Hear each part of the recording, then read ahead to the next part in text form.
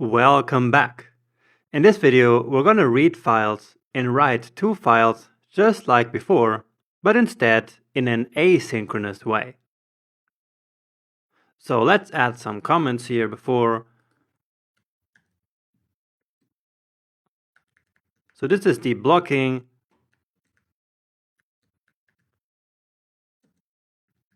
synchronous way, and then we will do an exercise in a non-blocking asynchronous way. So we're not going to do the same thing. We're just going to invent some other kind of crazy exercise here. So to read a file in an asynchronous way, it works like this. Again, we need the fs module and then read file, but this time not read file sync, of course. And again, we pass in the name of the file, or the path to the file actually. And so again, it is at txt, and the file that I want right now is called start.txt. So this one, oops, sorry for that. So this is the file that I want. All the task is read this, and I'm going to explain to you why a bit later. For now, don't worry about the content here. So in the read file, we actually do not have to specify the file encoding. Okay, and so the next parameter, the second one, will be a callback function. And that is what we learned in the last lecture. So Node.js is all built around callbacks in order to implement an asynchronous behavior. And this is how it works. So Node will start reading this file here in the background, and as soon as it is ready, it will then start the callback function that we specify here.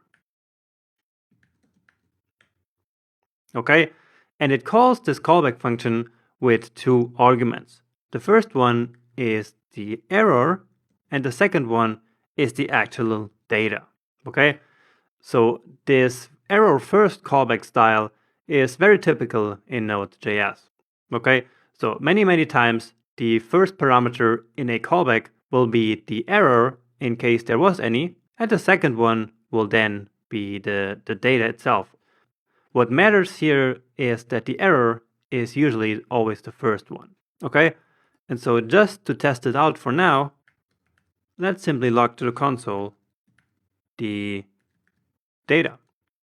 And so let's now actually test that. But before we do this, let us actually still specify the file encoding here, okay? So I'm not 100% sure that it works without this. So clean this now, run it again, and here we see read this. So let's analyze again what happened here. So as soon as this function here is run, it will start reading this file in the background without blocking the rest of the code execution. Okay, so let me actually demonstrate this here. So a console.log will read file, and just to have a bit less confusion there, let me comment out this part here. Okay, and so what do you think will happen now? What log are we gonna see first? And indeed, first we see will read file, and only then we see read this. So again, why did that happen? So as I mentioned, Node.js will start reading the file in the background here and will not block the code, and will then immediately move on to the next line of code. And the next line of code, well, it's this log here. And so that is the first thing that will be logged here to the terminal. Only then, when the file is completely read, this callback function here will run. Okay? And again, this callback function has access to the error and the data that was read. And we could really call this here anything that we wanted. We could call it text as well. It doesn't really matter.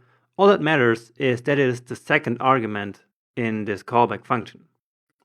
Let's actually go back to data, because I like that way better. And so only then this second console.log will run with the data, so with the text that was in the file. And so that's why we see this here as the second log. All right. Now to take it even further, let's actually do another read file, but instead of this, so that I can show you how we can basically do multiple steps one after the other with callbacks. So steps that depend upon the result of the previous step. Okay, so that is why actually in this start file I have read this, because then there is a file called read this, which has the content that we're actually interested in. Okay, so what I'm going to do here is to copy this code and put it in here.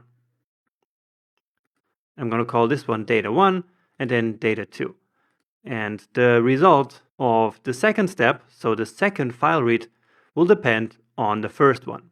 That's because we will use the data for the file name. Remember? So here we are doing a template string now, because we need to put in that variable, and it is called data1. Okay, makes sense? So data1 will be read this. Okay, and so then in the next step, we read txt slash read this dot txt, which is then this. Okay, so that's why this file name here is the same as this content. And so let's log to the console data2 then. And let's quickly test if this works. And indeed, so that is the content of read this.txt. And now I'm actually going to take it one step further even, because there's some other text in this append file that I want to add to this first string. So this text coming from the other file. And so we have yet another step that depends on the previous step. And so what I'm going to do is to add another read file in here. So just like this. So this one is called append. And I'm going to call this one the data3. Data3 here. And so let's again run that. And okay, so now we have these two results here. All right, and now finally, as the last step, I want to write these two strings together into a file. Okay, so far we have only read files, but I want to write a file as well. So let's do that right here as well. So fs.write file, and of course, we're not using the synchronous one like we did before, but again, we use, just like here and here and here, we use the asynchronous version, not the synchronous one. So txt slash, missing this one here, final, then we should add the text encoding here as well. And then this one also accepts a callback function. But in this case, there is no data that we read, and so we don't need two arguments. So the only argument that we have is the error, actually. Okay, so here we have the error and the data that was read, but here in write file there is no data. All that there is, or can be, is an error. Okay, and actually we're missing something here, which is what we actually want to write to the file. Okay, and so that is the second argument. And what that is data2 and data3. So again, a template string here, data2, then a new line character, which again is \n, and then data3. All right. And so just like with the read file functions, then this callback is what's run at the end. So what I'm going to do here is to simply log to console that the files have been written, or that the file has been written. Your file has been written. And let's just use some fun emoji here, just to make the console a bit brighter for us. And I think we should be done like this. So let's clear the console one more time, run it. And indeed, we see your file has been written. So has it really? Final? Oh yeah, here it is. So that is the read this text and the append text both together, both in the same file. Okay, so that is how we perform multiple steps in orders using callback functions, right? Because imagine that you simply did the same file read and then the second file read, so this one, right after that.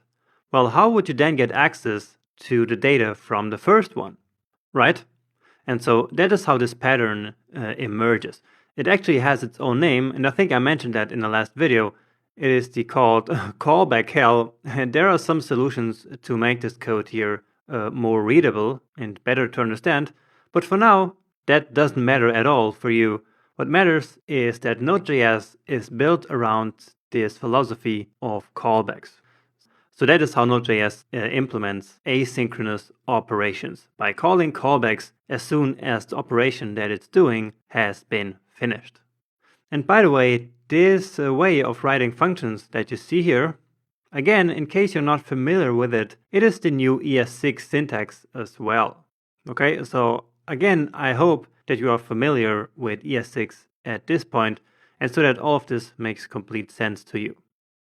If you were to write this function here without the arrow function syntax, we would do simply like this: function arr data1, and then like this.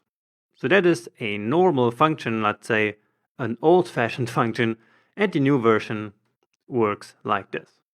The difference between them is mainly the syntax, but also the fact that an arrow function, so this kind of function, doesn't get its own this keyword. So it uses the this keyword from the parent function, and that is called the lexical this keyword, while a normal function like this one always gets its own this keyword, right? I'm sure you're familiar with that kind of stuff, but just doing a small review here in case you're not. Okay, I hope that made sense. We did actually never use this error here. We didn't handle any errors. So for example, imagine that this file here did not exist. Well, we could then use this arrow. And let's actually do that, but just for this one here. So I don't want to create all of these error handlers here. But just in this situation, let's say there was an error. And so let's say if error, then return from this function, so do nothing else, and log to the console, error. And then we can add some other emoji here, like this explosion, so like something exploded here. So let's now change this here, like start.txt, run this again, and so we have this error now. So it gives us this log to the console, and since we did return, it will not do anything after that. So all of this is basically ignored and will not run, which is exactly what we want, right? But if we put it back to normal and then run it again, well, then everything works just like before. So get used to this pattern of callbacks, because you will see it all over the place in Node.js and throughout this section.